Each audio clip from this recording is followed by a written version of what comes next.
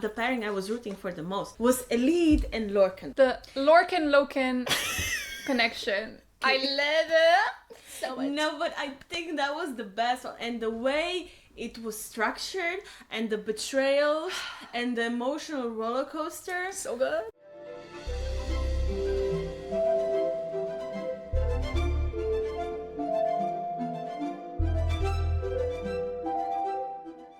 Hey guys, Nina here. Welcome back to More Than Fiction. So today we're recording the Empire of Storms. Finally, we've delayed a little bit, and Eva, of course, Eva is my guest again. Yes. Sorry for the delay. We've been super busy and it's been difficult to schedule, to align our schedules, I guess. Yeah. But here we are. By the way, if you're not watching this episode, just so you know, we're wearing matching shirts and they're kind of elvish, in my opinion. You know, like flowy and eternal and, you know, just beautiful. Perfect for summer. Perfect for summer. For the team. And we're also rocking new haircuts. And we're both like lighter than we were before, blonder. So I just love Hopefully that doesn't translate. Yeah, you know what I mean, like on the outer layer, right? We're still, let's say it's like that, yeah. Okay, now I guess we'll just jump right in as usual. Eva, please give me your opinion as a first-time reader of Empire of Storms, just like a general opinion of this book. I liked it better than the last book. Really? So it's just going higher and higher? It's going up because something is always happening. Yeah. And now that I'm getting used to the characters they introduced, yeah, like Manon doesn't annoy me anymore, I'm more invested into it. I know that. And I also see the books are getting longer.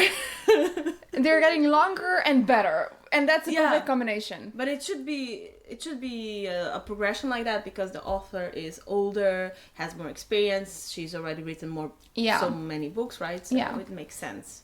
And it's a good sign, you know, you always want a book series to get better. Like if you're a fan and if it gets worse, that's a real big red flag in my opinion. Yeah, we don't want that. Of course not.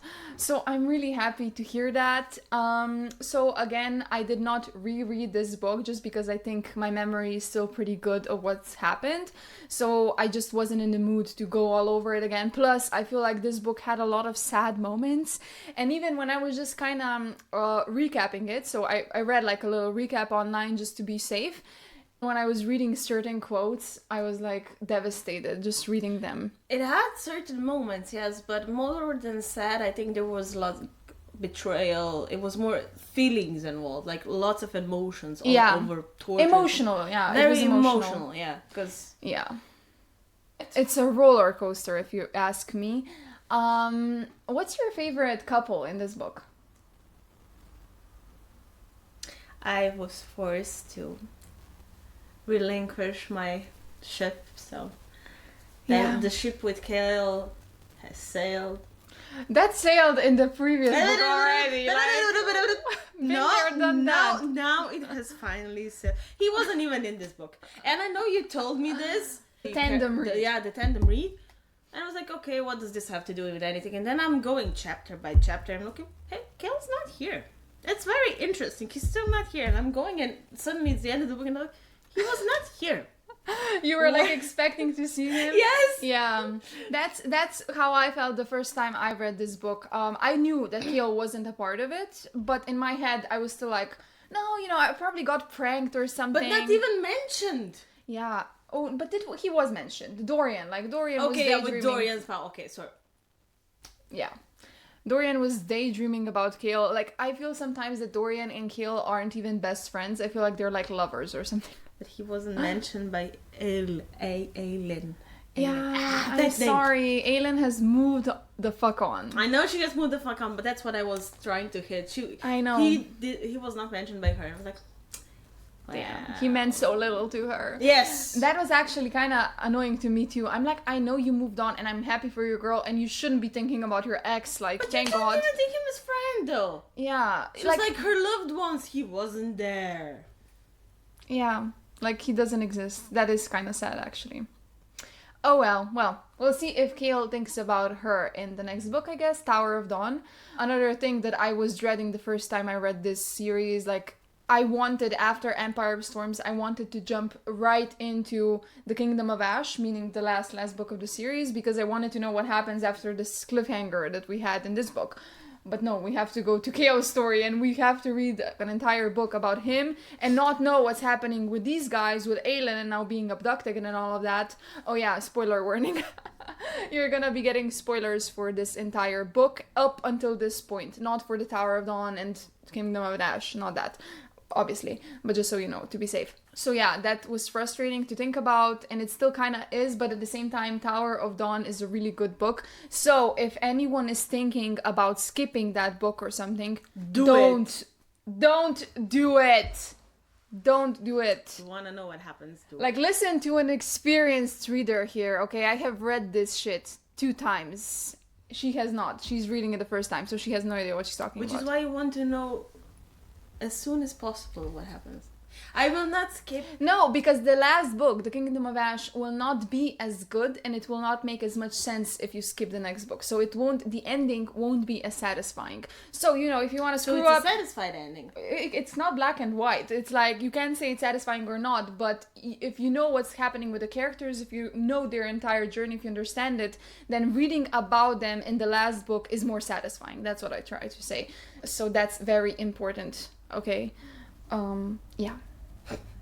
Okay, so I guess now we're diving in. So we start out with her journey. She and her friends are trying to raise an army to fight Maeve. And as well as in the last book, it was revealed that the king wasn't even... I still can't get over that though. Yeah, that's sad. The sad. king wasn't even the mastermind. Mm. And then he was just a slave as well. Yeah. To the... That's such a plot twist that I also couldn't get over, and the fact that Dorian was the one who killed his dad, and his dad wasn't like actually evil, the way Dorian believed his entire life that he was. Oh, that messed up Dorian. I couldn't get... It did in this book. Yeah, I mean, he's so dark. It was seen in the last book. The last book, I think he was struggling a bit more, but now he has to come to terms with everything that he did. Yeah. And everything that he is. But I think he does well. He does pretty well. Yeah, it could be worse, for sure. Yeah. It was interesting to kind of follow Dorian's journey, if you ask me. Like, he's very lost. I mean, now that we're talking about him, you know, when we read his chapters at the beginning, he doesn't like really know what to do. Now he's a king, and he's never like, he never expected to become king so soon. This is just basically thrown upon him. His kingdom is basically in disarray. No one knows what's happening. So it's just a very chaotic time for him. And soon after, you know, his like entire dilemma, the witches attack, and then he's thrown in with Rowan, so he has to go on a separate journey.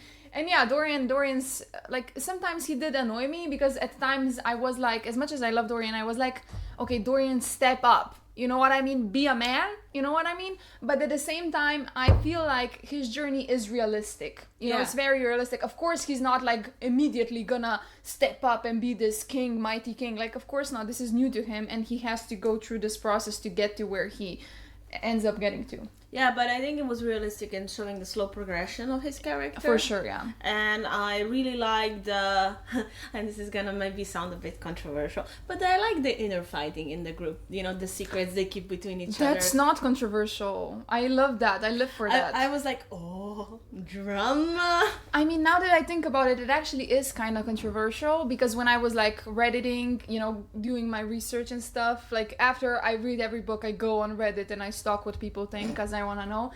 And yeah, a lot of people are mostly actually annoyed by Aelin a little bit sometimes, because she just keeps secrets all the time. Like, she doesn't include other people in her plans, even though she can trust them. And it's kind of frustrating, because then Aedion fights with her. He's like, you know, why aren't you telling me shit? Don't you trust me? And it's frustrating because they keep having the same fights. And they talk about it, they're fine, and then the same shit happens again. And it's just kind of, you know, annoying because it's repetitive. And this is gonna sound even more controversial probably, but I agreed with her. Okay, explain. I thought it was fine for her to keep those secrets. I thought it was even better because the secrets were actually not going to affect anyone but her. Well, maybe in a grand scheme of things, yes, people are going to have to do so much more and so on, but the real consequence is going to be on her, right? It's her life, it's her soul. Oh, this is very... I think I disagree because she's queen and every decision she makes affects everyone. Okay, yeah, but she could have done what happened in the book. Lysandra could have shifted into her and taken over as... But that's not a good thing. No, that's not a good thing. I'm trying to backpedal here. This is not where I was going with this argument. Yeah, your argument failed miserably. No, but I was thinking maybe I can swing it. No, no. I thought that even if she's queen, she has the right to privacy and to keep things for herself. For at least certain things, they don't need to know every fucking thing. If they know at least the direction that the plan is going, and if you trust that person, okay, so this might be a bit controversial here, but if you trust this person and the plan seems to be working, of course you're gonna demit a lot of hurdles in their plan, which makes sense, right? Yeah. Considering how many of them there were, not that much, and considering they had to beg for each Lord's approval or whatever they were called. I mean, I kind of get where you're coming from and what you're saying, but at the same time, I feel like this is kind of Aelin's character flaw that it's like there for her to, I feel like, overcome. Because I think that the reason why she's doing this is because deep down in her core, the only person that she truly does trust is herself, and she is just, you know, in a position where she grew up with people surrounding her that she couldn't trust. She had to rely on herself and she had to be strong for so long that she doesn't know how to, you know, not be that. And I feel like her, like as a character, she needs to actually come to the point where she's understanding and aware that she doesn't have to do everything by herself, that it's okay to trust in these people and they're not gonna betray you. Like, they're there for her, they are gonna come after you, they're gonna help you, they're gonna save you. And I think, you know, that's why this is considered, like, it's supposed to be a character flaw. It's not supposed to be something, you know, good, I think. And, you know, as like, for example, Aedion in this book, he actually annoyed me so many times because I just remember, like, he has some temper issues, like yeah, the shit that come out of that boy's mouth, oh my gosh, it's not even funny, really. Like, he's just awful sometimes. But in this, I kind of did agree with him, you know, when he was like Aelin, you have to let us know, especially since he's also general, he also knows what he's doing, so it's, I think, also hard for him to just not be in, you know, in the plans. But to play the devil's advocate, he couldn't handle the truth. Ooh, damn, that's a good one. When she finally tells them, they explode, especially him. But I mean, this is again my problem because I did not reread the book. But didn't they explode exactly because of this reason? Because she told them really late, like, you know, because she didn't. I understood it as, it was because it was really late, but it was also because they didn't agree with what she was gonna do. Well, what it's going to cost her. They're overprotective. That's true. That's also the thing, right? Yeah, that is true. It was okay. It shouldn't have been late. Okay, let's go. But even if it was told early, you didn't think the reaction would have been different? That's true. Depending on the characters? I don't think so. At least not for Aedion. That is true. Aedion is sometimes, like, he wants to be the person who protects Aelin. He wants to be her, like, super duper personal guard, or whatever the word is for that. Like, the blood oath, right? That when he didn't get it, he was super upset about it. And he still wants to be that for her. I feel like this is Aedion's macho problem, I think. Character flaw. Yeah, he wants to be the protector, you know, the man, right? And it's kind of, I feel like, maybe hard for him to accept that Aelin doesn't really need protecting to that level. Sure, she needs support, she needs help, of course we all do, but she's capable of defending herself and protecting herself. She's an independent woman, you know? Well, he's like, you know, I'm the man, I'm supposed to guard you with my life, you know? And so that's also, it's complex. It's definitely complex. It's definitely not black and white. Yeah. But you cannot say that he would react differently if it was told from the get-go. Yeah. And you cannot say he would not do a counter plan to that plan. because he does not agree with it. That is true. Yeah. Oh my gosh, Eva, very good point. Yeah. So in that way, I understood why she didn't say so. Yeah. From this point of view, I understand. The problem that just bugs me is because it involves everyone, you know? Yeah, okay, so on the micro scale, it's maybe not the best plan. Yeah. Could have been better, but I think with the time frame they had, with all the things that could went wrong and did go wrong, Yeah. it was the best possible options of many bad ideas, I guess. I guess you could say so. Okay, now let's move on to the fact, they're now traveling through Terrasen, Aelin's homeland, her kingdom, and they want to gain allies, the lords that are still left alive, right? And we're not gonna discuss the entire journey, but when they get to the lords, oh my gosh. Oof, that was so frustrating to read, because like on one hand I understand, I think it was Lord Darrow, the main guy, the main asshole. He was super annoying. Like, when you know what Aelin has gone through, when you know everything she's been through, what she did to come to where she is now, to be the person that she is now, you're just like, oh my gosh, suck dick, you pig, But on another point, strategic, political, whatever, of course it makes sense. Like, he just met this girl. She was an assassin her entire life. She never showed any interest up until this point to actually rule and be queen. He doesn't know her.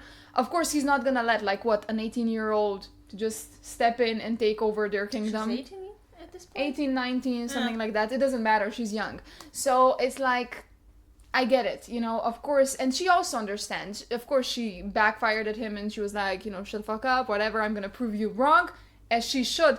But at the same time, when she spoke to Rowan about it, she was also like, I understand where he's coming from. And I actually really appreciated that about Aelin. This also shows her character growth, because I feel like the old Aelin would be like, who the fuck do you think you are to talk to me like that? She would be like, I know better. Who are you to question me? Exactly. So I'm really happy that we see this character grow from her. But yeah, Darrow, oh my gosh, that man pissed me off. That entire situation. Has a way with words, doesn't he? Oh, oof. And another thing, when he called Lysandra a whore. Oh, yeah. And again, I guess in their world, she does so much for her. Yeah, Lysandra, and just to be defined by that, by one of the things, I mean, it sucks. It sucks so hard. Not fair. It's so not really fair. Not fair. And she's so intelligent, and there's so much more to her. She has so many good qualities, and I feel like this whole book she was just sacrificing stuff.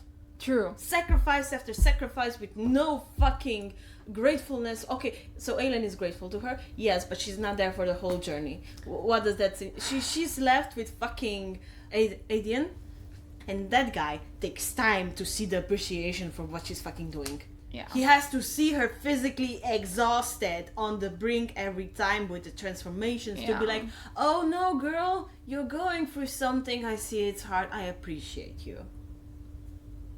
It took time. Yeah. I mean, at the start it was like, you could have done more. I got that feeling like you could have done more. And with Lysandra also, what really bugged me the first time I read it was when they were battling and she was the sea monster, and first time with Rolf, when they were like defending the pirate. Yeah, when it was staged. Yeah, when it was staged. Because they needed Rolf's support. After that, she was super exhausted. She almost died. I don't know what happened with her. And Aelin and Rowan, immediately after that, they just went to their own little beach, and I think that's the first time they, made love and all of that. And I'm just like, go check on your friend, just go check on her, see how she is, and then go off with your guy, That also annoyed me. Yeah. Because I feel like Aelin was grateful, yeah, but Lysandra was the one who was pulling the weight in that friendship. Mm-hmm. I was like, I know you have to be queen and everything, and it's stressful and so on, but god fucking damn it, be there when your friend is exhausted. Exactly. It doesn't take much, really. This was your plan. Yeah. I know, and Lysandra did agree to it, but still, you should see the sacrifices required are not just yours. I think Aelin was very in her head. She was, yeah. And Rowan always thinks only of her. That's actually kind of annoying to me. It's always just her. Okay, Yeah. so it's the good for the kingdom, whatever. But it's always her. It's okay, cool. You are centered onto the person. Yeah, you're that in you love. You love or whatever, her, the whatever. fuck. Yeah.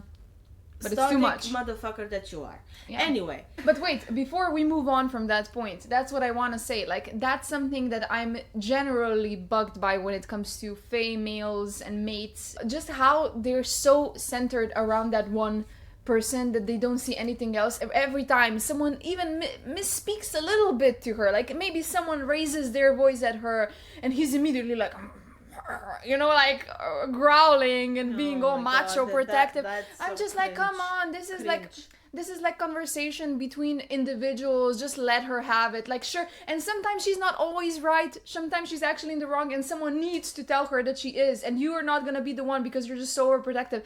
You know, I don't understand overprotectiveness to the point where it's delusional. Like, for example, Eva is a really good friend of mine, okay? And I will defend her. I will protect her whatever, no matter what.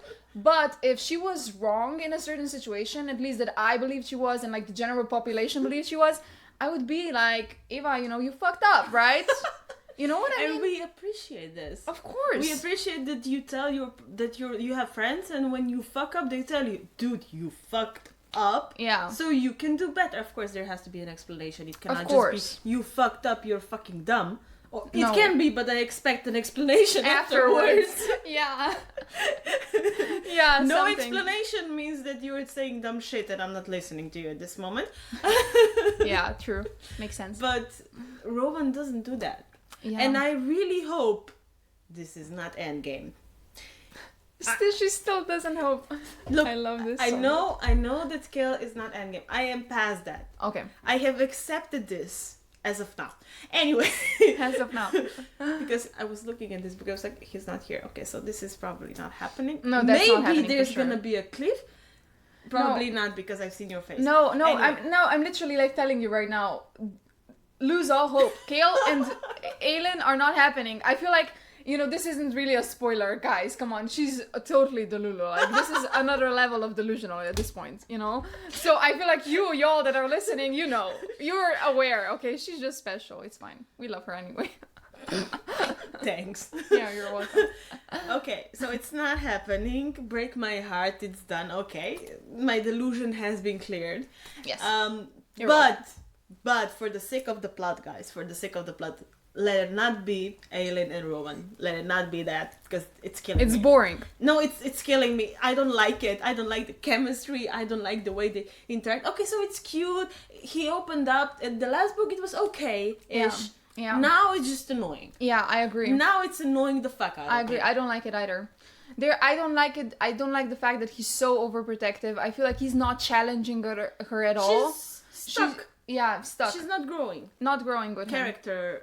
Character development speaking. Yeah, with him, you know what I mean? Like, she still might grow because of the shit that happens to her or whatever, but them no. as a couple just aren't, like, really, for me. Not my cup of tea. You were saying about couples, and I thought that I was very smart, guys, and I still think that I am very smart, and I think that the end game will be Aelin and Dorian. I am not looking at your face right now. Okay. Because I don't want to see spoilers on your face. My face, I'm such a good poker player, it's crazy, so no. You play poker? Yeah. Huh. Okay. Not relevant. Anyway, so, but now, considering the dynamics, Manon and Dorian doesn't sound that bad. I think it actually, but no, that's not the pairing I was rooting for the most. Was Elide and Lorcan. The Lorcan connection. That Loki. I love it so much. No, but I think that was the best one, and the way it was structured, and the betrayal, and the emotional roller coaster. So good. And he wasn't like, well, he was also a bit overprotective, but I love her. She was like, She's no. amazing. She was like, no, this is where I draw the line. No. Elide is such an interesting character to me because she isn't the warrior type. She's not like Aelin. She doesn't know how to use these swords and fight like a badass ninja. She doesn't have any superpowers. she's literally just a girl. She's super fragile. She's like described as really small, you know, and tiny essentially. Basically like a kid. Like really, I just imagine her as such a baby. But she's very cunning, very exactly. smart. And she uses that so well. And on the battlefield, she's the one that usually somehow slides them into victory like twice. Yeah, she's so good. And you know, when they were like traveling and they went to a bar and Lorcan was like, why are we going here? And she's like, because in bar people are drunk and drunk people talk and we can listen in and we can find information that can help us and be useful. And you know, she really thinks like that and she's so good at it. And she even uses sometimes her charms. At one point I think she kind of, you know, used her boobs for her leverage, and she was like, you know, she knew that men are gonna probably fall for that, and they did, of course, you know, predictable men. But you know what I mean, like she's just smart and she knows how to play the game essentially. And who would have thought, you know? She's very good at it. Yeah.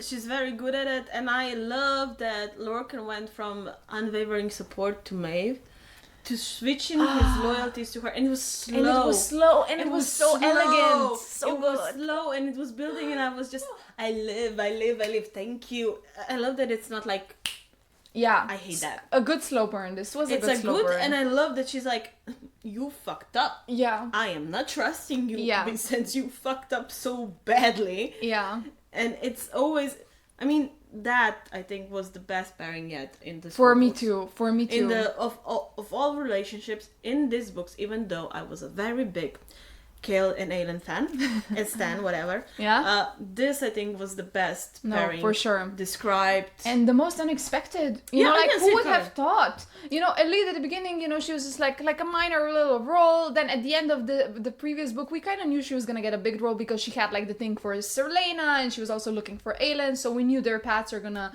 collide, and we also know that Aelin is super attached to Marion, her mother. So, you know, we knew that was gonna be a big deal. But like Lorcan, you know, who would have thought? Like Lorcan, he was just so inconsequential if you think about it. And now, you know, he's like, yeah, the main love interest for Elide, and it's so good. And he was gonna use her to find Aelin, and I thought it was so funny. It was hilarious, really. Because he stabbed himself in the heart, literally. He literally did. And they were like both using each other, so that was fascinating to read about. You know, she was like, okay, well, he can protect me to a certain level, I'm not as strong, so that can come in handy. And he was like, yeah, she'll lead me right where I want her to, you know. So it was just... I thought when the storyline started, they were traveling together, I was like... Same. I see an opportunity. Yeah, same. I was like, come on, they're both attractive individuals. You're gonna be spending a lot of time together. Alone. They're both interesting. Both thinking I'm gonna use her, and I'm like, oh, the Lulu. The Lulu is the Luluing. I love it. No. I'm so happy that this is your favorite couple, because I that's what previously when I asked you about who's your favorite, I wanted you to say this, so I'm really happy that you did. Because if you said Manon and Dorian, I would also be into that. No, because this is better. Yeah, for sure. But I mean, now that we're talking about couples, I feel like Manon and Dorian, like at this point, I was also really invested into them. Their story isn't as developed and it's not as deep, you know, at this point, what they hooked up, and they're obviously really attracted to each other. They also have some connections, because I feel like Dorian, he's now been through something really dark and sinister, and I feel like that really impacted him as a person. He is darker now. Yeah, he's no longer as innocent as he was before. No way. No, but none of the characters are as innocent as they were before, and I like this standing. Exactly. Because it makes them morally grey. Yeah. And I like characters that are grey better, because that's how the real life works. Yeah, There same. is no such thing as being heroic and getting the rewards and not doing nothing bad. I believe that every person is a villain in someone else's story. Yeah. Because from a different point of view, you're actually maybe protected from your point of view, but it may cost somebody something. Yeah, someone else sees it entirely differently. Yeah. And that's Dorian's story. I feel like in this regard was also really fascinating, and you know, super interesting when I feel like Aedion, he was the one that realized that Manon and Dorian were like kissing, because he kind of smelled it in the air. That's gross, by the way. Like seriously, people have no privacy in these books. Like literally everyone knows what they're doing the entire time. Like that's kind of crazy. Like they were kissing, they did not do anything else, and he knew. I'm like, wait, that's so gross. Like imagine someone smelling that you had sex. Like that's so annoying and gross and yuck. Could you not?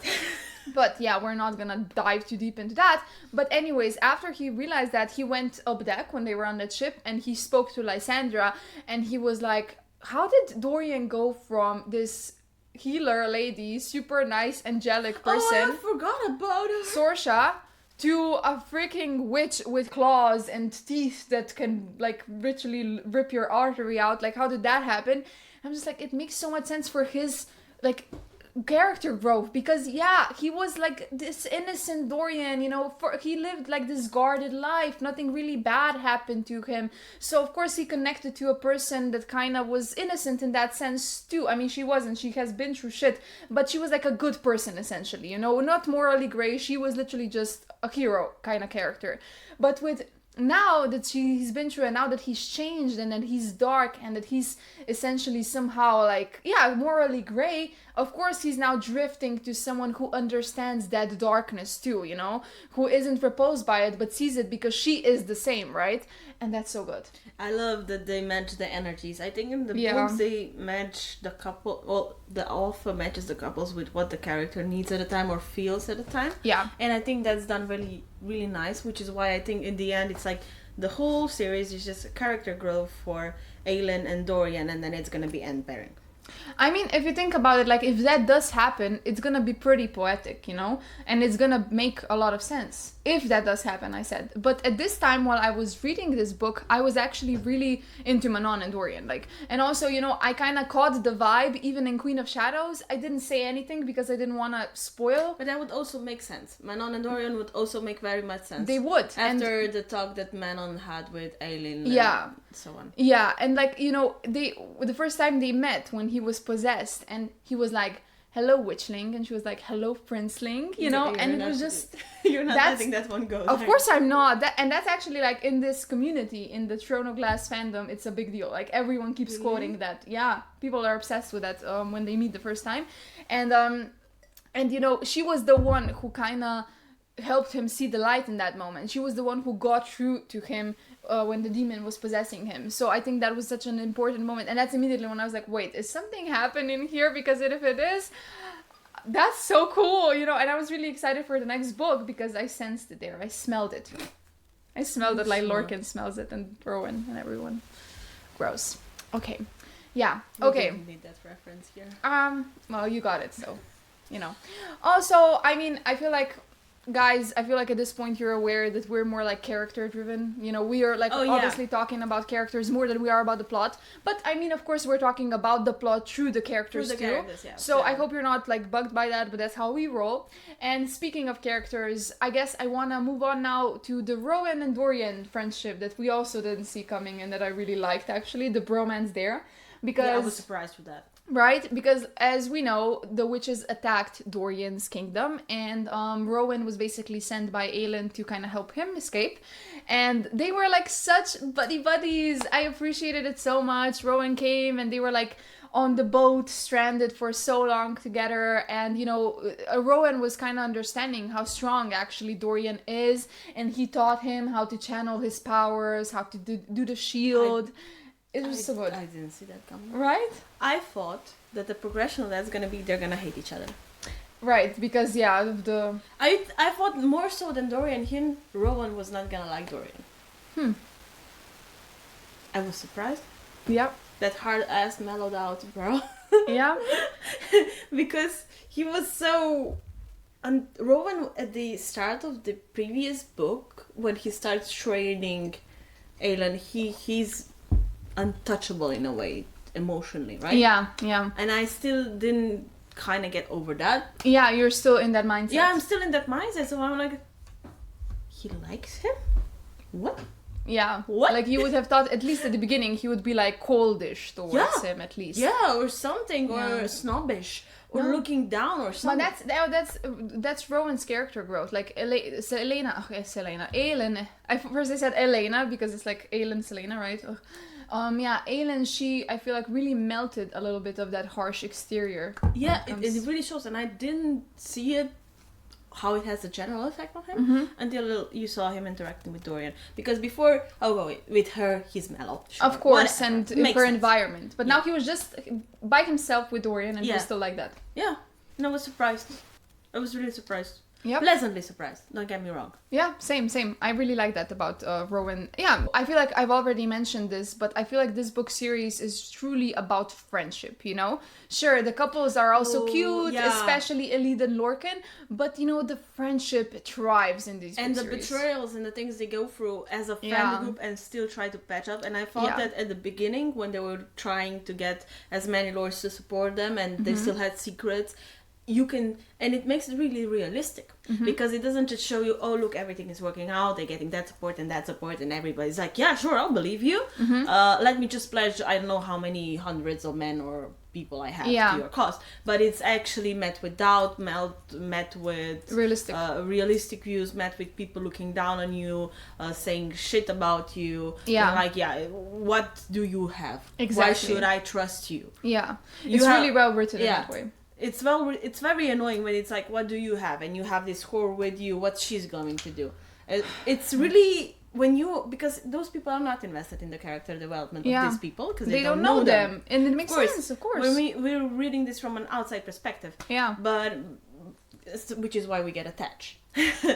But it makes sense, and I like the way it's written. Even if it's annoying, even if you want to throw your book at sometimes when you're reading that, it makes sense, and I like that it's written that way. Yeah, and I like that it's focused on the group and also the disagreements in the group. And I like that even though the disagreements are there, the character flaws sometimes are so obvious and the reason why it's fucking up their dynamic. Yeah. But I like that they get past that. I mean, they have a fight, of course, but they somehow in the end get past that. Yes. The journey is just amazing. And yeah, like we said before, like it's not black and white, it's definitely gray, and we love that kind of a situation.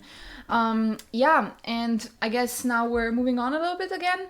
So basically, when Rowan saved Dorian, at the same time, simultaneously, Aelin and the rest of the gang were traveling to Rolf.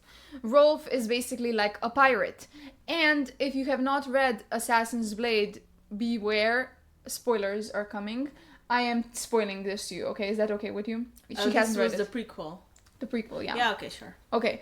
I mean, it's not a big deal. I'm not gonna spoil too much, but so you know, guys. He has a previous relationship with Selena. Yeah, I mean, you have all... This has been deducted in this series. If you read it, I mean, in this book, you know that Rolf is a character from before, like when she was with Sam and everything. And I mean, you basically know, you get a summary here, so I'm not spoiling anything really. Basically, Sam and Aelin, Selena at the time, they destroyed Rolf's fleet because they were like saving slaves. They came there because Rowan sent them there to negotiate something, and instead they saw how many slaves are there and they decided to save them because they're not about that, okay? And basically Rolf lost a lot of money, his like office was destroyed, everything was destroyed, he had to rebuild, and he had to promise to Selena that he will not be, you know, doing slavery anymore and all of that, blah blah blah. But she was banned obviously from that island, she was not to return. So that's why that moment in the office when Aelin is like sitting on his desk, that's why I wish you guys have read the prequel, because when you know that what happened and you see that here now, it makes it even more impactful and more funny.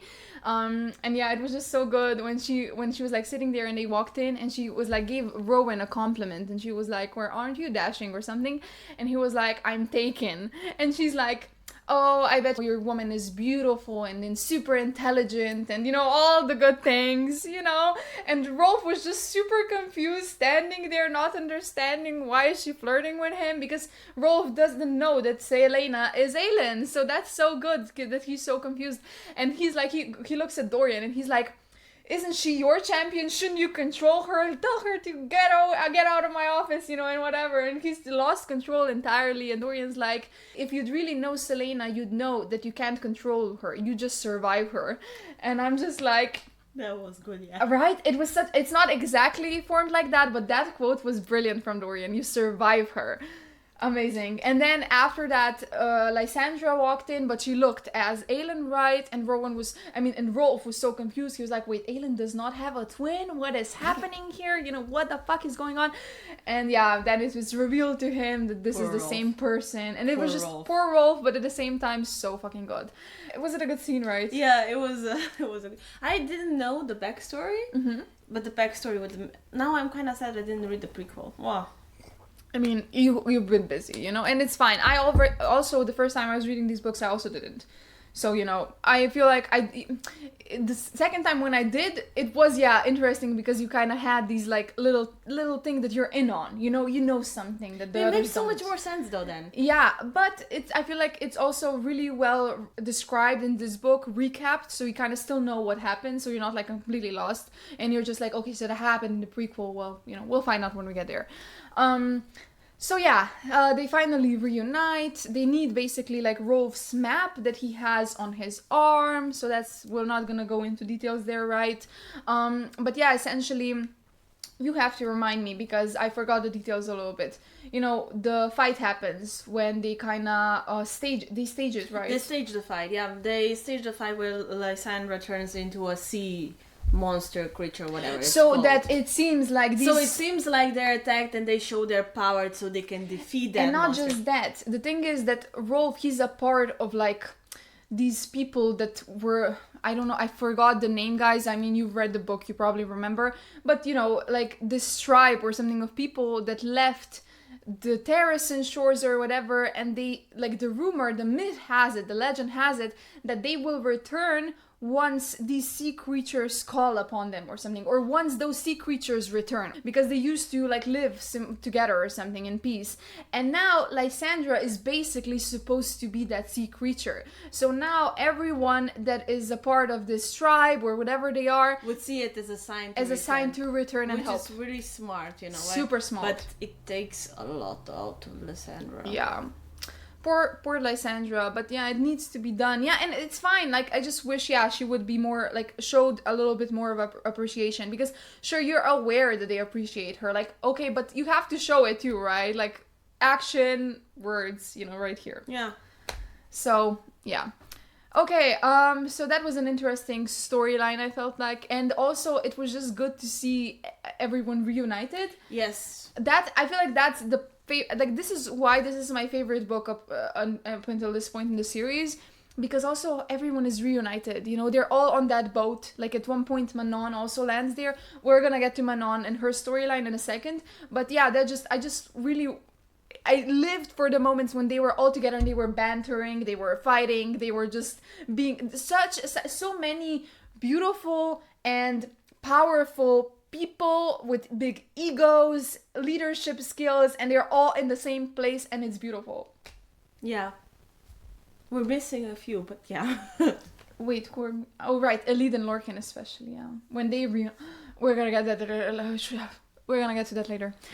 Oh, that was so good. Ooh, okay. Wait, moving on. No, actually not moving on, but we're going to Manon. We should have already discussed her a little bit. She's one of the main characters, and we just yapped about other stuff. But, you know, a lot of shit happens in this book. It's actually a lot of events. Yeah. Lots of betrayals. Lots of I did it for you scenes. Moments, yeah, for sure. And with Manon, it's also interesting because at first, she's again detached from the group. She's like... she finds out the secret this time. What exactly is the secret? That her mother was That's her... Wait, we're gonna get there. Wait a second. The first thing that we need to discuss here is that Astrid is supposed to be killed, okay? As a punishment of some kind. When Manon went to save Dorian, she killed another witch from the Yellowlegs clan, and that is punishable by death, you know? So she, of course, explained it away, but Iskra did not believe her, so she accused her of being a witch killer, and everyone kind of stepped in her defense, but punishment, there still needs to be some kind of punishment. Yeah, because they have a brutal system in place. Yeah, and whatever. Actions have consequences. And of course, her grandmother hates Astrid, so of course she's like, well, her second is gonna, you know, die, and Manon is gonna be the one to kill her. But Manon, of course, I mean, she almost does it. Like, she is supposed to do it. She's still in kind of that mindset. Is she gonna do it or is she not gonna do it? But then eventually she just remembers everything her grandmother did. She hates it, and she just kind of defends Astrid, and they rebel. But her grandmother sadly wins that fight because she's still old, skilled, right? She's still strong. And of course, as a classic villain, her grandmother gives her, in the middle of the battle, a speech, a monologue. Aww. Of course. I love those. I love those because that means you will now fail. Yeah. Because you have made yourself vulnerable in your moment of arrogance, which is displayed to me as a weakness. If you have to gloat, Yeah. you're gonna die. Of course. It's just such a book cliche. They're fighting and the villain just decides to spill the tea in the middle of the fight where they're fighting for their life. It's just like, come on, calm down. Seriously, could you have picked the worst time? But that's such a dumb idea though. Every time, it doesn't matter if it's a hero or if it's a villain, if you have to do a monologue, then your opponent is probably going to win that fight. But she didn't really win at that time. Well, at that time, no, but in the end, in like the full picture, yeah. Like, if you have to gloat like that, no, that's a bad sign for you, girl. But we're happy for it, right? We're not complaining, but still. Yeah, so anyways, her grandmother tells her that she's half Croatian, half Iron Teeth. And of course, this is a relation. And the woman, the witch, the Croatian witch that she killed, that her mother served her on a silver platter, she was actually her half-sister. And they were, like, looking for Manon their entire life to, like, you know... Oh, yeah, that moment. Yeah, and that was... I actually, when we were filming that episode, I actually told Eva, like, remember this moment, it's gonna be important. And I forgot. Especially... Oh, that sucks. Especially when her, like, half-sister, at the time that we didn't know, she told her, like, you are not born evil. They make you like this so that they can control you. And that was the moment that also just kind of awoke something in Manon even further, because she was like, well... You know, her words stayed with her, and I'm actually getting goosebumps because now that we know that it's her half-sister that said that, and she killed her. Can you imagine finding out after you did it so many years later? That's fucked up. I mean, it's not so many years later, it's months in this Oh, case. sorry, so many, even if it's it months doesn't matter, later, yeah. Even if it's months later, it doesn't matter because the deed is already done. Yeah, that's messed up, and her grandmother's sick bastard, really. Oh, anyways, yeah. Okay, so after the fight, Manon is super injured. She kind of runs away with Abraxas. The other witches, the 13, they do her as well, but they kind of separate, right? So she's left on her own. And eventually, like, Abraxas, Manon is basically dying, and he kind of saves her by basically throwing her into the water next to Aelin's ship, and that's how they come together, because Dorian recognizes her, he dives in, he jumps in to help her, and he convinces the rest to not kill her, because he already told them actually that Manon was the one who saved his life. So they were already kind of calculating that maybe they can use this fight between the witches to their advantage and kind of maybe bring Manon to their side. Yeah, they were at the point where any help was of course help that they need. And especially this is like a big thing. Like, if they can somehow use the wedge between the witches, that's amazing, right? Yes. That's key. A lot of power. Exactly, especially with her wyverns and everything. So yeah, that was a really good moment, and it's just like, this is such a destiny thing, you know, that right at the right time, she is dropped at the right place. This book is big on destiny, and that everything really happens for a reason, because later we also find out when it comes to Aelin and what she has to do, what's her destiny, that everything was really planned, like from centuries ago. This is supposed to happen the way it happened. Yeah, because of the prophecy. And yeah, exactly. So everything makes sense.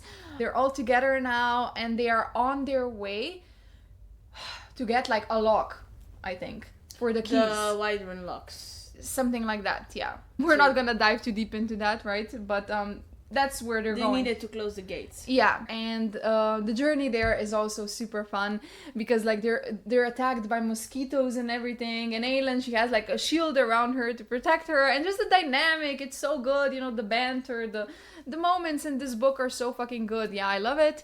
At the same time, of course, we cannot forget about our favorite couple, Elide and Lorcan. They're also on their way to them. Elide eventually, she finds out that Aelin and Selena are the same person, which is really cool. By the way, also to Lorcan, she was Marian. That's how she presented herself. Yeah. They were also we have to mention this. They were traveling with a circus, and they were supposed to be like wife and husband. So that was a really cool dynamic, and I remember that moment when they finally, usually they were all sleeping in the same space, so that wasn't a problem, but eventually they got their own tent, and they were like overthinking it so much. They were like, Lorcan's like, you take the bed, I'm gonna sleep on the floor, and Elise's like, yeah, but what if someone walks in? Wouldn't it be weird if we're like sleeping separately? And he's like, we'll say we have a fight. And she's like, but what if they walk in again? And he's like, oh my god, it's like, in my head I was like, Elide, do you really want this man to sleep in the same bed with you? Like, just say that, like No. Don't say it. The strategy. Yeah.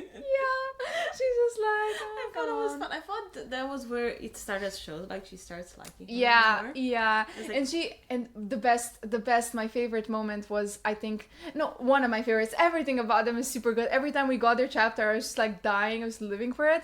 But also another moment that was really beautiful was when she had her period. And he literally cut out something from his shirt to help her, to give her like pads and stuff. Why is that funny? That's beautiful.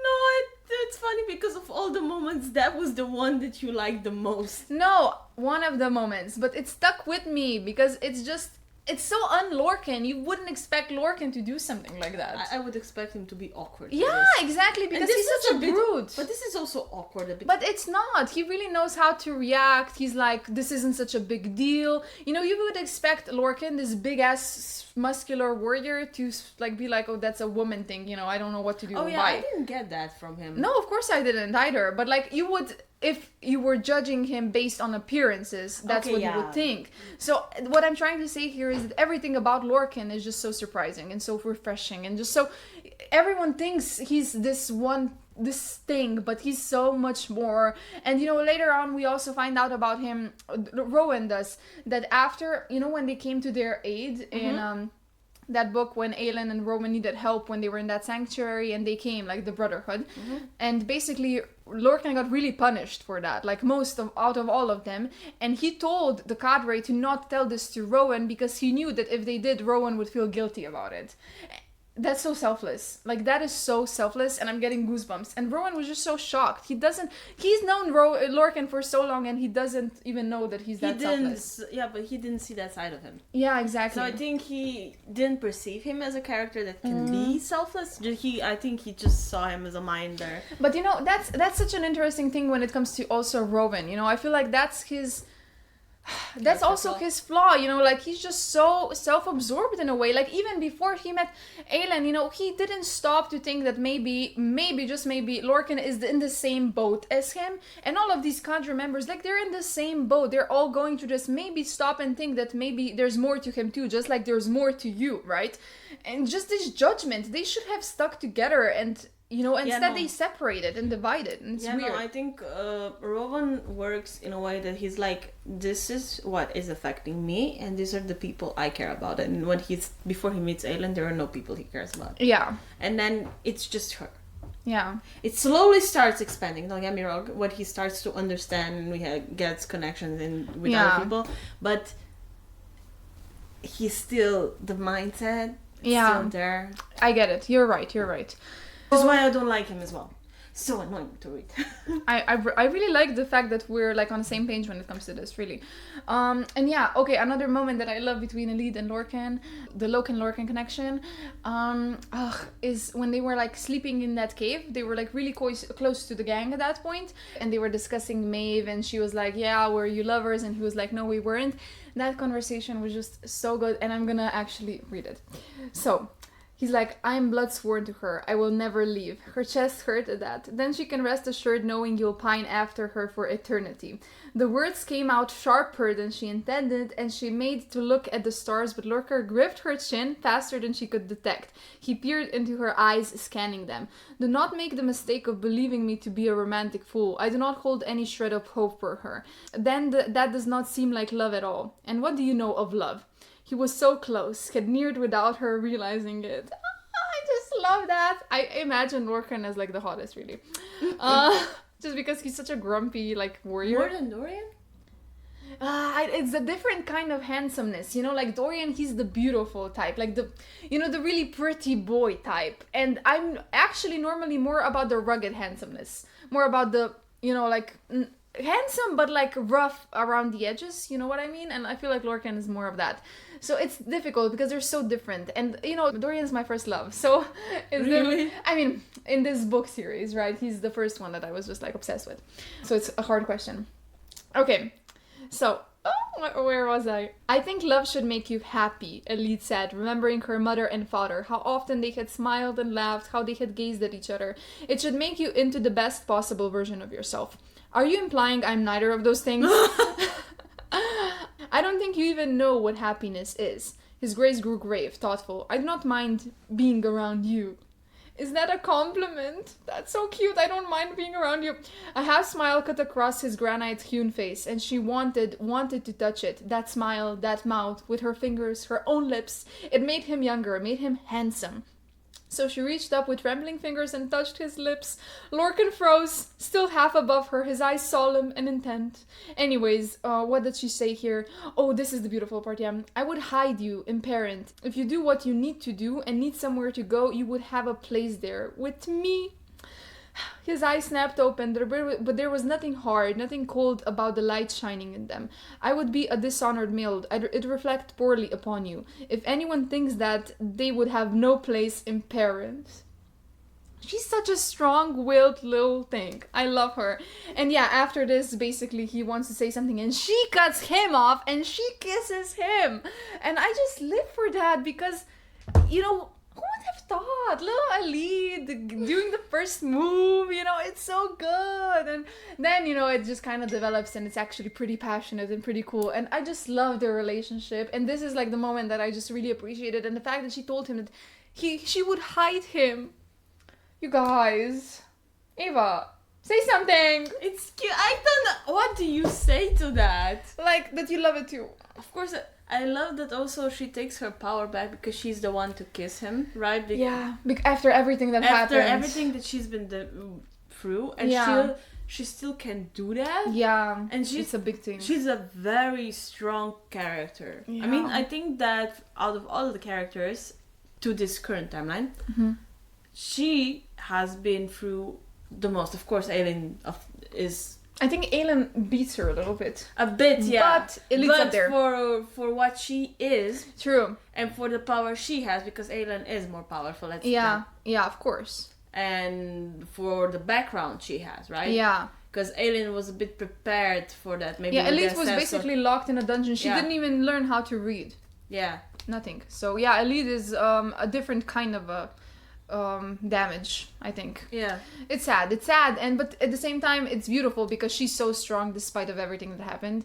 And yeah, this was a really good moment. Yeah, but Elide has nothing but her character going through. Yeah. You know? When Aelin she has a name, she has the persona she created for herself. Yeah. It's a bit more locked in, I think. You know that? Do you understand what I'm trying to say? Of course, we're all understanding everything. Yeah, that's something that I also mentioned before. Yeah, like that's what I love about Elide. She has no special abilities. She's not a fighter, and yet she's still super strong in different ways, and that's beautiful. But it was kind of sometimes really sad to read her inner monologue, because she was like, you know, what do I have to offer, really? You know, when I meet, they're all super powerful, they're all kings and queens, and what am I, you know? I am nothing. That's essentially what she thought. And she also, this is such a powerful moment, was when Lorcan told her that he will protect her no matter what.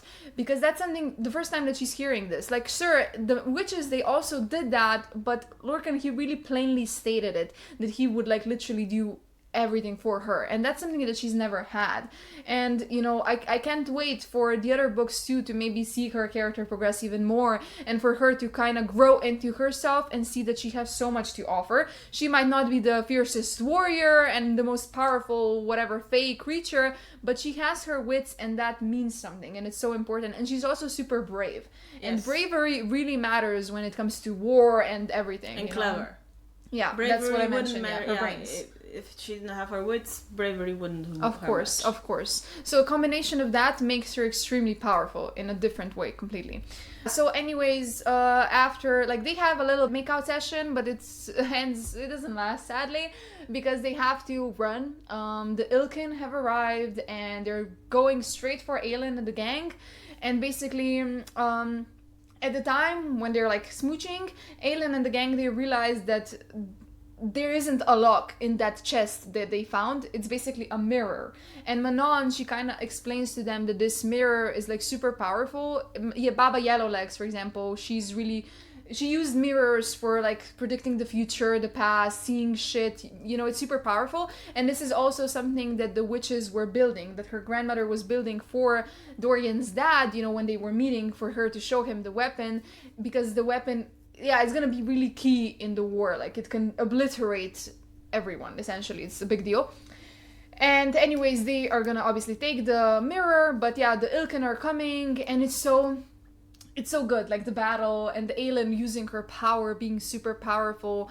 And you know, I forgot to mention that I also love the displays of power when it comes to Dorian, you know, because now he can. Yeah, and now he has better control, and really you have to appreciate how much he has learned. And yeah, I mean, from hating himself for having power in a way, and well, not him so much as Kayla hating him more, I guess. Really? That was a really annoying plotline. Anyway, but he's accepting it now. He's using it, even though he did all those horrendous things in the previous book. Well, not him, but you know, he was still there. Of course, yeah. It come to terms to it, and still to be able to use your power. Yeah, it's a big deal. It's a big deal. And just, you know, it's also interesting because as much as Aelin is strong, like, I think Rowan commented upon it at one time that he's not sure that Dorian's like less strong. You know what I mean? I feel they're there.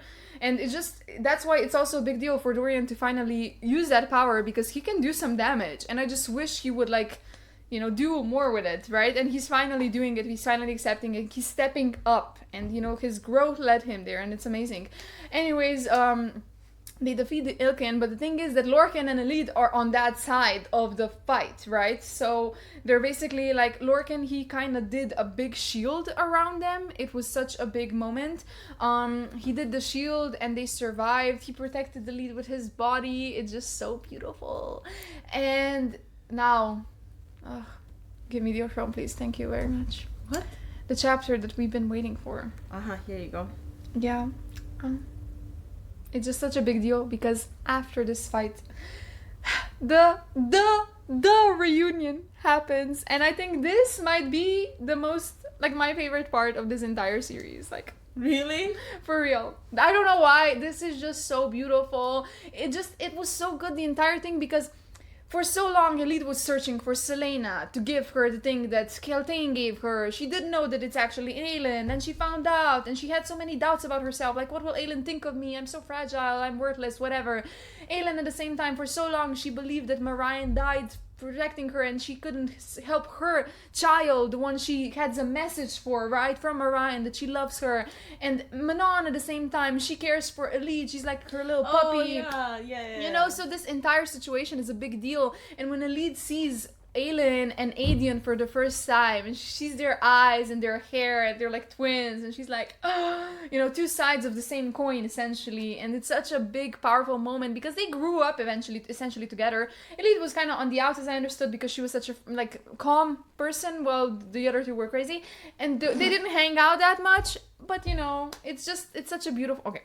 So yeah, essentially this chapter, they're walking towards them, and the thing is that first, like, Elide and Lorcan, they have a little bit of a fight, because Elide is like realizing that this might send the wrong message, her being here with Lorcan, who's like enemy number one right now. Yes. And Lorcan is kind of hurt by that, because he reads her really well, and he sees in her eyes that she's like regretting maybe this, and he's mad at her, and he walks off.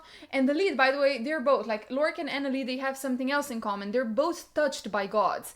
His power is like death or whatever, and he is blessed by the god of death.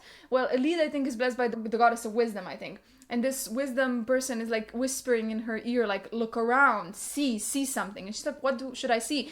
And the thing is that Gavriel and Fenris, they were hiding in the shadows, because Gavriel and Fenris, they're also with the gang, and they essentially wanna kill Lorcan. That's their job, to do that, their mission. And they attack, and Elide, basically, she jumps in front of Gavriel. He bites her, or Fenris does. Fenris bites her, tears her arm off, essentially, because she wants to save Lorcan, and she's there dying. He bit through her artery, and then, anyways, I'm rambling here, but yeah, essentially, Aelin protects Lorcan and Elide. She's like, don't hurt them, whatever, and they finally meet. Aelin tells her, you look so much like your mother. And then she's like, I'm sorry. I'm so sorry. How many years had those words been locked up? Elide's arm ached, but it didn't stop her from touching Aelin's hand, clenched in her lap. Aelin was real. And then Aelin is like, she bought me time. And Elide knew who the queen meant. I am alive today because of your mother. And Elide's like, I know. She told me to tell you, a shuddering inhale, your mother told me to tell you that she loves you very much. Those were her last words to me. Tell my Elide I love her very much. For over 10 years, Aelin had been the sole bearer of those final words. 10 years through death and despair and war, Aelin had carried them across kingdoms. And here, at the edge of the world, they had found each other again. Here, at the edge of the world, just for a heartbeat, Elide felt the warm hand of her mother brush her shoulder. Oh my god. And then Manon walks on. By the way, I have tears in my eyes. You do too. I see we're both sad. Oh my gosh. It's just such a... She felt her mother brush her shoulder. Like, are you kidding me? That's just heartbreaking, really. 10 years she was carrying the words. Oh my god. And it's so... I mean... She carried them, but she's actually so blessed that Elide's still alive. She could have easily been dead. And this is so... So many times, actually. Yeah, so amazing. Then Manon arrives and they also talk it out. I love that reunion. Can you read that one too? She saw the white hair first, then the golden eyes, and Elide sobbed as Manon Blackbeak emerged, smiling faintly, because Elide thought Manon was dead. As Manon Blackbeak saw her and Aelin knee to knee in the grass and mouthed one word, hope. Not that none of them were dead. Oh, so beautiful. And then, you know, they talk about her arm and everything, and Elide has another piece of information. First, she defends Lorcan and Manon. She tells them, like, I'm here because of them. They helped me a lot. And then, after she says that she's here because of Manon and Lorcan, she goes on and she says, I'm here, Elide said as Aelin fixed those unnervingly vivid eyes on her, because of Caltaine Rompier.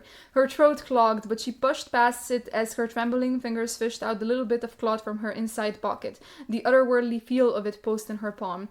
She said to give this to you, to Selena Sardotian, I mean. She didn't know you were the same. She said it was payment for a warm cloak offered in a cold dungeon. She wasn't ashamed of the tears that felt, not in honor what that woman had done.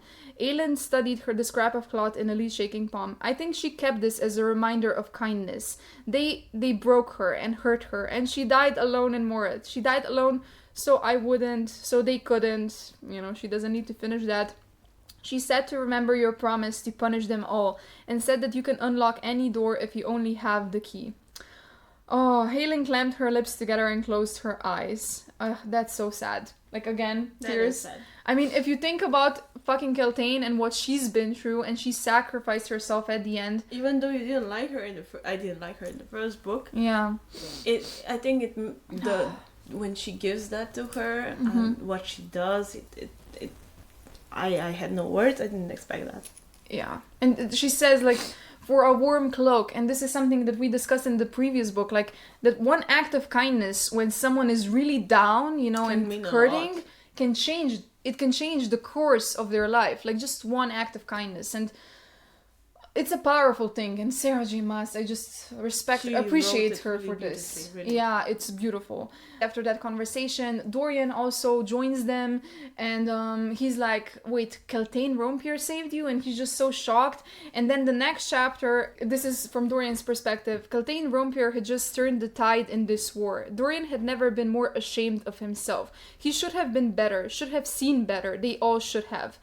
Anyways, yeah. And this is something that also Selena Aelin commented upon in the previous book, like how, you know, she sometimes thought of Caltaine, and she was like, maybe if we tried better, if we saw more than what she was presenting to the world and what they were doing with her, if we tried to save her from that cell, you know, but they didn't, because they weren't close to Caltaine. She was a bitch to them at the time. Yeah, but it was a coping mechanism in a way. Yeah, it was, and it's but you sad. can't see it. You can't see it. Oh, of course you can't. Like, of course, we're all, like, a little bit self-centered at the end of the day. I hate when authors make me like people that I was supposed to not like. Yeah. And I'm like, now you do this to me after I have already constructed the whole persona in my mind? And she's dead. You can't, like, even undo it anymore. It is what it is. That makes it even worse, right? If she at least was alive so that, you know, everyone had the chance. Yeah, you can fix it. Yeah, but no. No, it is what it is. She died all by herself alone, and no one can do anything about it. And it's sad. Oh, okay, yeah. So, anyways, after that, like they're reunited. It's beautiful. You know, Elide joins Aedion and Aelin, and they talk it out. Or well, they're too tired for that. But anyways, they go back to the shore, and who's waiting there for them? This is like another person that I forgot her name, like the red-haired woman. She's and also from the prequel. She basically brought her armada, also the king of the assassins, like not the king of the assassins, like from the assassin's keep. That's another person that responded to Aelin's call. So basically now they have a lot of people. Eventually Gavin also shows up. I think it's Gavin. He's like Aelin's cousin. So it's a big deal.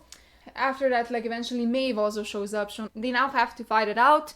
What Rowan does is really smart. He kind of sneaks on their boats and he convinces his cousins to work for him because he's like, do you really want to work for this woman who wants world domination? We're all going to be screwed up. Or do you want to help someone who actually can save this world and make it better, right? Yes. For all of us, your children, everyone. So yeah, of course, they changed sides. But in the meantime, I mean, before this happens, Aelin and Manon walked into the mirror, right? And yeah, that was kind of Dorian's fault. He kind of understood what the mirror is, and he told them, and they just walked into it, and everyone was mad at Dorian. Aedion actually hit him and left him with a bruise, and I'm just like, Aedion, chill, okay? Like, the women decided on their own. Like, Dorian's not the boss of them. He wasn't like, you should go in the mirror, and they did it. No, they did it on their own, okay? Anyways, they went into that mirror, and while everyone was fighting it off, they learned some information. Basically, everyone hates Elena now. Elena, she kind of did lock up Erewhon, knowing that now her future, like, kin is gonna inherit this war and die essentially because of her. This burden is gonna fall upon them. And also she used the lock that was actually meant for the gods, because the gods were trapped in this realm, and if they wanted to be sent back home, they needed that lock. And now the gods are like, your payment is gonna be that one of your kin is gonna have to sacrifice themselves for us to finally leave. And essentially when we leave, we are gonna take Erewhon with us. So, you know, it serves you and it serves us. But someone's gonna have to sacrifice themselves. And this someone is either Aelin or Dorian. They're the only two. And in the mirror, she also finds out about Nehemia.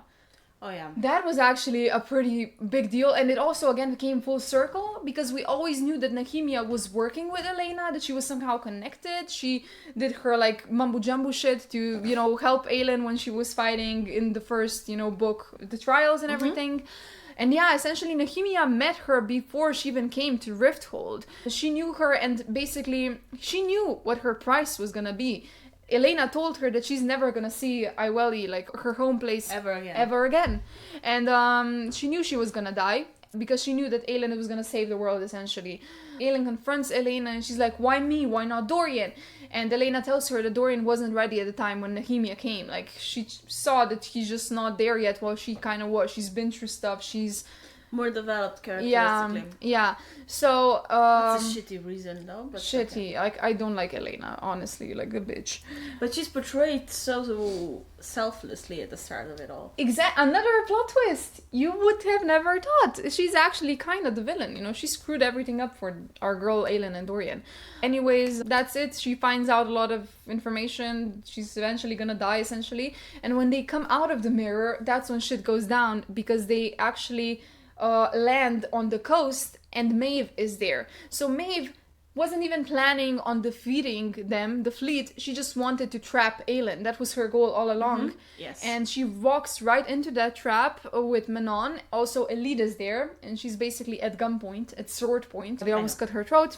Anyway, Lorcan, essentially, when he was on the boats, he realized that Elide's on the shore and that Maeve is there too, so he went there too. So now he's there too. We also find out that Lorcan betrayed them.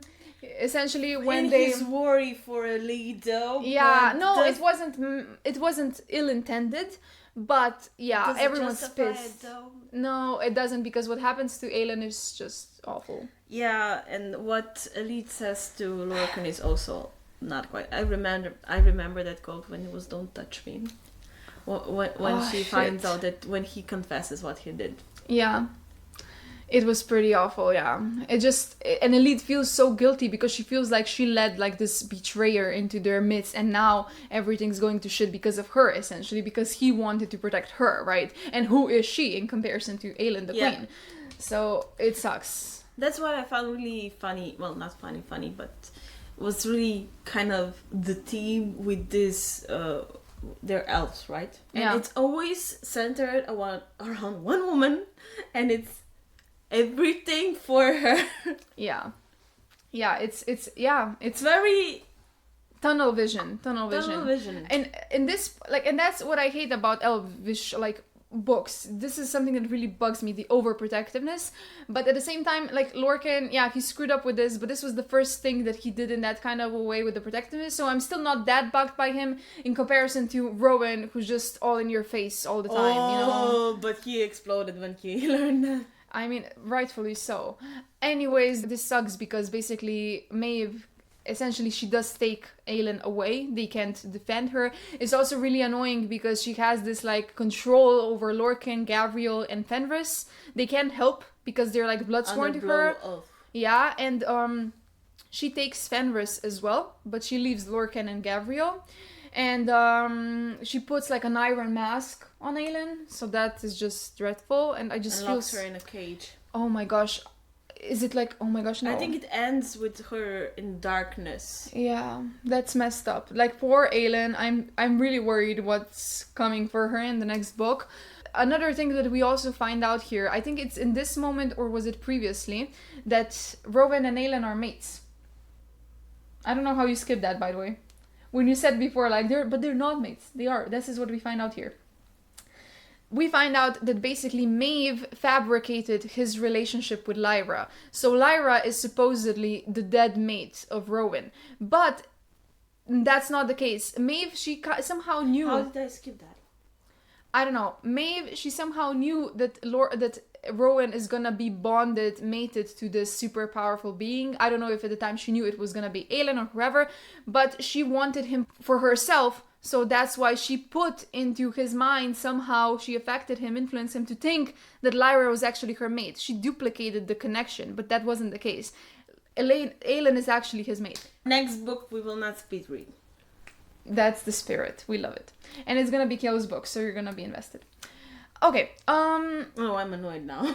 Yeah, I know. Now I want to reread it again. I mean, if I'm completely honest, the way Aelin's and Rowan's relationship was described, especially in this book, that, like, for example, they don't need to use words sometimes to speak. Like, they speak with their eyeballs with each other. Yeah, but I was so focused on the fact that he had a previous mate, I stuck to the fake. But I knew that something fishy was going on there because I was like, there's no way that these two are not mates. There's gonna be a revelation, some fucked up thing, and it was. Which means that endgame cannot be done.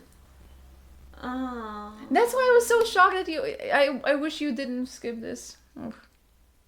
Yeah, but I mean, now we get her reaction firsthand, live, so that's actually a good thing, right?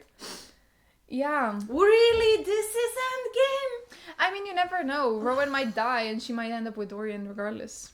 Not as mates, but, you know, they could still be a thing. I hate this. I don't like this.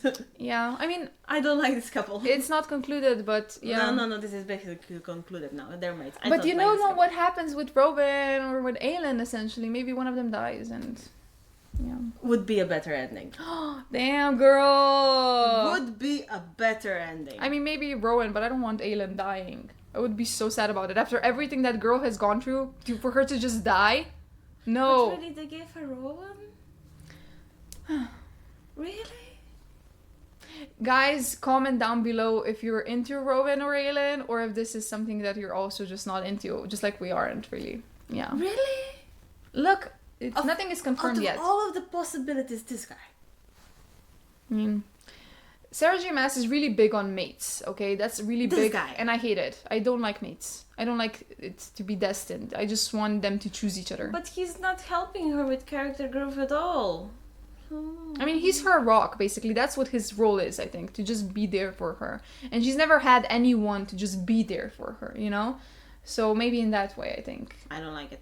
Yeah, okay, so anyways, moving on. Yeah, basically this is how the book ends. Lysandra, she ends up taking Aelin's form because that was their agreement. If anything ever happens to Aelin, Lysandra is gonna basically pretend she's her, because the lords, everyone needs to think like she's there. She's still there. She's so powerful. They need her power to like motivate them essentially. Yes. And Aedion is really bugged by this, by the way. When he sees Lysandra as Aelin, he's so pissed off. And Rowan, of course, he's like traumatized. He's like, I'm staring at the woman I love, but it's not her. So kind of sucks. That's traumatizing. But, you know, Lysandra's smart. She basically sends Rowan on an errand to fetch something for her. And it's actually a rescue mission for Aelin. And he's going to be joined by Lorcan, because Lorcan feels super guilty. He wants to help. Gabriel and Elide. Of course, Elide is tagging along. Elide. We love Elide. It's so beautiful. This is gonna be a cute rescue gang. Dorian departs with Manon. They want to get the witches and essentially to get them on their side, so they have more numbers. That's gonna be interesting. I think the Croatian witches, Manon, she wants to confront them, tell them who she is, and that she wants to fight with them and be their queen or whatever. So that is gonna be, I think that's an interesting storyline. All of these storylines I feel like are super interesting. Lysandra is gonna stay as Aelin with Aedion. So yeah. And another thing before we conclude that I forgot to mention is that Gabriel is essentially Aedion's father. Yeah. We actually found that out in the previous book already, but we forgot to mention it. And here they had a confrontation, and it was actually kind of hard to read. You know, I feel like again, he was a very absent father though. But he didn't know that he even had a son. You know what I mean? So it's like I didn't like Aedion's reaction again.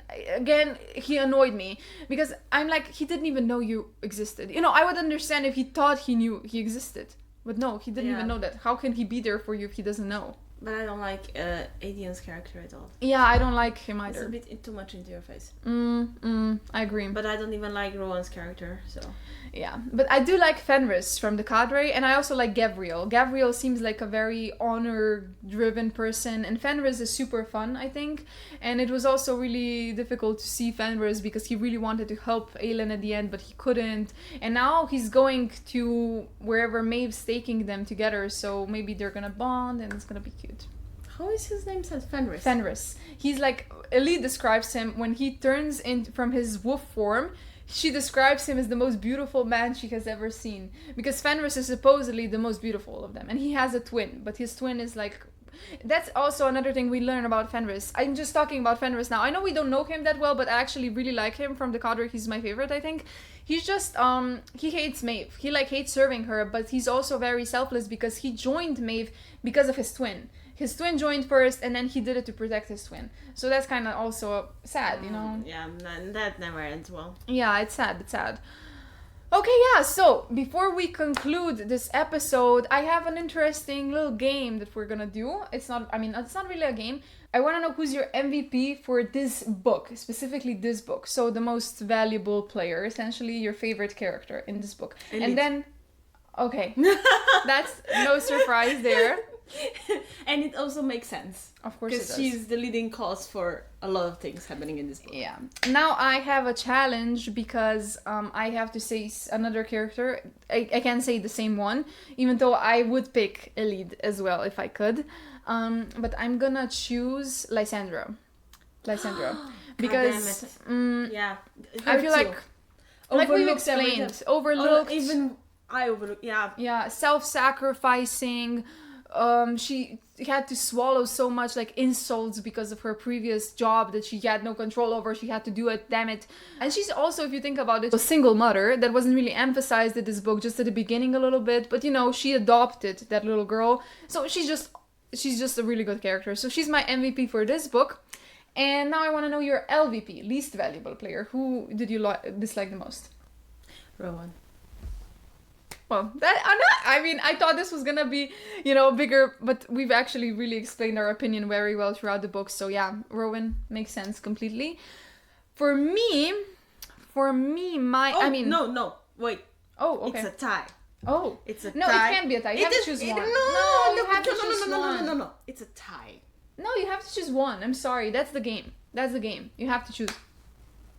Is it Rowan or is this other person? Mm-hmm. It's difficult because the other guy was also very fucking annoying. No, I'm still pissed that this is endgame. I'm gonna go with Rowan. Okay. Okay. I was very close to saying it's Aelin's cousin, Aedion. Aedion, yeah, because he has so many That's my pick. annoying moments. That's my no. pick. That's my pick. And by the way, we're not choosing like characters like Maeve, for example, because that's obvious. You know, we're choosing from the like main gang.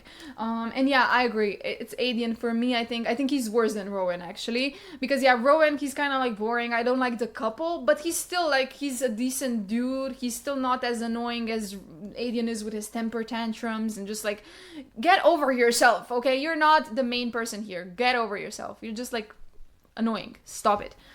Aedion for sure. Okay, now the same thing, but for the entire book series up until this point. Your MVP and your LVP. Can I start? Sure. Okay, so my MVP for the entire series, I think, has to be Manon. Just because of her character growth and where we started with her, you know, as this character that we don't even want to read about. We're like, what the fuck is this? We want to focus on the main storyline. Why is she here? This doesn't make sense. She was, by the way, super evil. She was literally killing people, human beings, for fun. She didn't understand that human beings also might be worthy of something, right? She was just so... And now, I mean, our girl... She's gone through it and she understands now, and she has a pet dragon essentially. She understands Asterin and her 13. They're a family. They're not just people for her to use. So Manon, I feel like just as a character is just, yeah, wins for me. Who's your LVP? Wait, we have to hear your MVP I can't first. decide. It's a tie. It can be a tie. It has to be one. Maybe I'll stick, I think, with Elide. Even though the story wouldn't be the story without Aelin, so it would make more sense if I picked her. Mm-hmm. I just really like to lead. Yeah, I know. And that's important because even though she entered this series pretty late, she impacted it in a big way, you know? Yeah. So that speaks volumes again. Like we met her the previous book. We heard about her before, and she's already up here for us, so that's amazing. I agree with you. But yeah, for me, like, I think the three main girlies, like Elide, Manon, and Aelin are all up there for sure. Also Lysandra, but like still, you know, but yeah, Manon, I feel like I have to pick her for her character journey. Okay, and LVP, do you already know yours? Like in this entire series for now, so far. Like, we don't know, maybe it might change. I think if you look at it this way, who adds the least amount of importance to the gang and doesn't do anything that you're like, wow, this was impactful, and this is gonna hurt my heart, but it's Chaol. Damn it, you totally stole my pick. You totally stole my pick. I wanted to pick Chaol because, yeah, exactly. Like, from a rational point, and I like him. And his character. And I don't dislike him either. Like, we guys, if you've listened to our previous episodes, you know, like, I have argumented against Chaol just because I wanted to be the devil's advocate, but I still think he's a fascinating character in the sense that he's morally gray. His inner battle kind of makes sense, even though he's annoying. But yeah, he doesn't really add much. He's just there. And he was gone. It would still be fine. Yeah, exactly. It's not really Maybe a difference. Dorian would be. But it would still be fine-ish. Yeah. You can't miss what you don't have. Damn it, you stole my pick. Who am I supposed to choose now? You didn't think I was gonna pick him, did you? Of course not. Like, you advocate for Chaol so hard. Oh, and yeah, like I said, we don't like hate him, dislike him. It just, yeah. Ugh, bitch. Oh my god, who is my LVP for this book series? Like, up until this point, just like generally. You can do it. That's so nice of you, really. I mean, for the entire series, I think I have to say Rowan. Because I can't choose Aedion, because up until this book, I kind of liked Aedion. You know, I also liked his journey. I thought, you know, he was Aderland's whore. He also had to swallow a lot to get to where he is. You know, he kept... They did him dirty in this book. So I feel like, generally, Aedion wasn't really that bad. You know, I also like the story that they're basically twinsies, that they're like siblings. You know, he would die for Aelin. You know, they had a pretty good relationship until this point. So I have to choose Rowan because, like, for example... I don't know, Rowan, like, the first impression that I got of him was super annoying. You know, he was super rude. He was just, like, to the point, like, I know I love a good enemies to lovers. This wasn't really an enemies to lovers, but, like, the way he acted was like he was her enemy, and he punched her, and he was just so mean, and This pairing is not. Yeah, and I don't why? like this pair as a general. I don't really feel the chemistry and I don't everything. think it So works. I don't think it adds. I think they're stuck. They don't move anywhere, and I'm just. Maybe that was also my delulu when I was reading. Was like, nah, I don't like this. Just forget Yeah. about this and let's move on. yeah, and guys, don't hate us because of this, because I feel like this is an unpopular opinion. I think people actually Really? love Rowan and Aelin. Really? Yeah, because I feel like a lot of people that read these books, they're like, you know, real romantics. You know what I mean? And I'm a romantic too, don't get me wrong, but But people that you are with should push you to be better, not. but I think people see that he does, you know, like, I mean, she still did grow a lot, but in my opinion, it's not because of him, because he It's because pushed of her. her. It's because of her. It's because of her. Yeah. She didn't grow because of him. He's just there. Yeah, Literally, if you need a rock in your life, there it is, Rowan. yeah. And I'm sorry. And it's not a bad thing. Like, being a rock is also good, and that's what Aelin It's just needs. not what you I know? like. Yeah, It's a but when you think personal about preference. it, but when you think about it, you know, you said that Sarah gives these main characters what they need in the love like aspect, and I mean, essentially, Aelin at this point in her life, when she's going through everything, when she's in this process of becoming more, she needs a rock. You know what I mean? Yeah, okay, so it kind of makes sense. So it does kind of make It sense. makes sense. Am I happy about it? No. Am I yay? No. It's. Yeah. Maybe I was stuck on Chaol for too long, and then I was like, okay, if it's not Chaol, it has to be Dorian, and now I've been fucked over. And But so on. Dorian would be a lot more interesting for me. Like, It will really. make And so he's- much and then- more sense too. Yeah. Well, okay, it is what it is. Okay, guys, thank you so much for tuning in. We have come to the end of this episode. In the next one, we will be discussing Tower of Dawn, basically Chaol's book. And like I said, I know you want to skip to the Kingdom of Ash because you want to know what the fuck What happens. happens. I know that, but trust me on this. The story of this next book is really good, and world building is really good. We basically enter an entire different continent. Everything is different. We get to know new people, new characters, new creatures. So it's really, really interesting. And also Chaol's journey as a character, he needs this shit, okay? It's a good journey, okay? It's a wake-up call. I'm not gonna say more, but it's just necessary. And then in the Kingdom of Ash, when all of the characters finally are again in the book, including Chaol, it's more pleasant to read, you know? And you're gonna survive, okay? You're gonna, I feel like you're gonna read this book really fast because it's so interesting. So you don't have to worry about it, even though it's long. Okay, yeah, anyways, thank you for listening. Tune in next time, subscribe to this channel, rate it if you can. Any kind of interaction comes in handy for us podcasters, so keep that in mind. And yeah, until next time, right? Yeah, thanks for having me. Yep, of course, as always. Bye!